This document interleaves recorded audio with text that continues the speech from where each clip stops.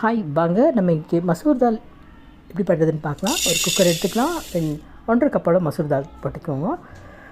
அதுக்கு ரொம்ப ரொம்ப டேஸ்டியாக இருக்கும். அது அப்படியே கூட சாப்பிட்லாம். சூப் மாதிரி சாப்பிட்டா ரொம்ப நல்லாயிருக்கும். இது தண்ணி சேர்த்துக்குவோம்.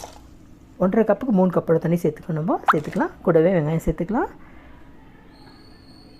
பாருங்கள், ஒரு சிட்டிக்கோட மஞ்சள் தூள் சேர்த்துக்கலாம். பாருங்கள், தக்காளி, கருவேப்பிலை, சீரகம், பச்சை மிளகாய் சேர்க்கணும். இதெல்லாம் ஒன்றா போட்டு வேக வைக்கலாங்க. ஒரு 2 விசில் வந்தால் போதுமானது.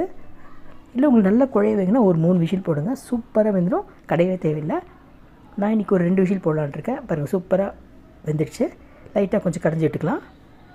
2 சுற்றினா போதுமானது. பாருங்கள், அப்படி சுற்றி விட்டுக்கலாம். நம்ம இது செய்யும் போது கொஞ்சம் பெருங்காயம் போட்டால் அதுவும் மாதிரி டிஃப்ரெண்ட் டேஸ்ட்டு கொடுக்கும். நான் யூஸ்வலாக தாளிக்கும் போது போடுவேன். இப்போ நம்ம தாளிக்கு ஒரு பாத்திரம் வச்சுருக்கேன். கொஞ்சம் எண்ணெய் விட்டுக்கலாம். கொஞ்சம் சோம்பு சேர்த்துக்கிறேன். கொஞ்சம் உளுத்தம்பருப்பு சேர்த்துக்கலாம், ஒரு 2 ஸ்பூனுன்னா. அதே போல் வெங்காயம் ஒரு 2 வெங்காயம் சேர்த்துக்கலாம். கடுகு வந்துட்டு இப்போ சேர்த்தா அது ஒரு மாதிரி டிஃப்ரெண்ட் மனம் இருக்கும். போட்டு எல்லாம் நல்லா கலந்து விட்டுக்கலாம். ஒன்று போல் நல்லா கலந்து கோல்டன் ப்ரௌன் வரைக்கும் நல்லா கலக்கி விட்டுக்கும். சுவையாக ருசியும் சும்மா ஜம்முன்னு இருக்கும். அதே போல் இன்னும் கொஞ்சம் நம்ம மஞ்சள் தூளும் வரமிளகாய் சேர்த்துக்கிறோம். அதே போல் பெருங்காயத்தை சேர்த்துக்கலாம். பெருங்காயம் வந்துட்டு இன்னும் டேஸ்ட்டை என்ரிச் பண்ண நம்மளுக்கு. இப்போது நம்ம கடைஞ்சி வச்ச சாம்பாரை ஊற்றி கலக்கி வைக்கும்.